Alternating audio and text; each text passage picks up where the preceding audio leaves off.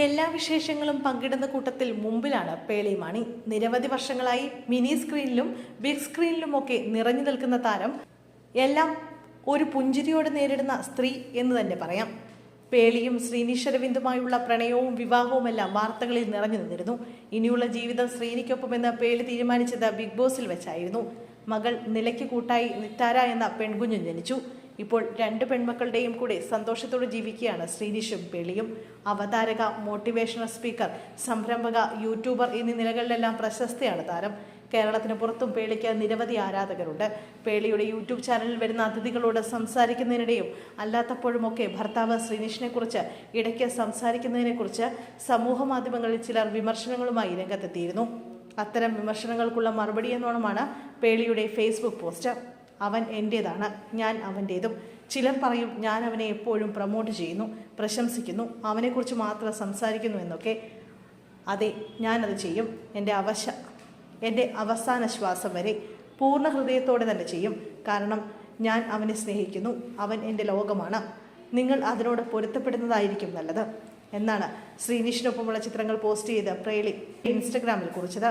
നിരവധി ആളുകളാണ് പേളിയും ശ്രീനിഷും ഒന്നിച്ചുള്ള ചിത്രങ്ങൾക്ക് താഴെ സ്നേഹം അറിയിച്ചെത്തുന്നത്.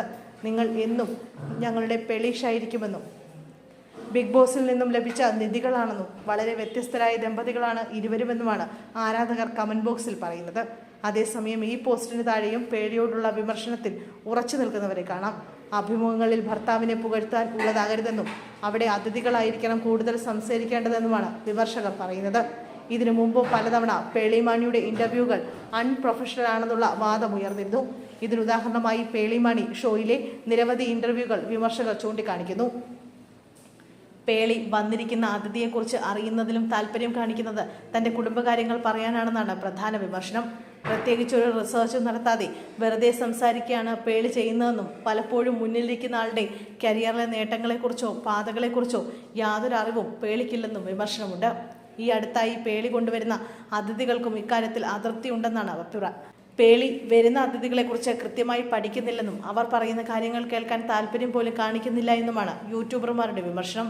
100-ലേറെ കമന്റുകൾ പേളിയെ വിമർശിക്കുന്നതാണ്. പേളിക്ക് ഇത്രമാത്രം ഹേറ്റേഴ്സ് ഉണ്ടോ എന്ന് കമന്റ് ബോക്സ് കണ്ടാൽ പേളി ആരാധകർ ചിന്തിക്കും. തുടരെ വിമർശനങ്ങൾ വരുന്നതിനാൽ പഴയതുപോലെ ഇന്റർവ്യൂകൾ ചെയ്താൽ വിമർശനം ഇനിയും കൂടാനിടയുണ്ടെന്നും അഭിപ്രായങ്ങളുണ്ട്. അടുത്ത കാലത്താണ് പേളിയെ വിമർശിക്കുന്ന ചർച്ചകൾ സോഷ്യൽ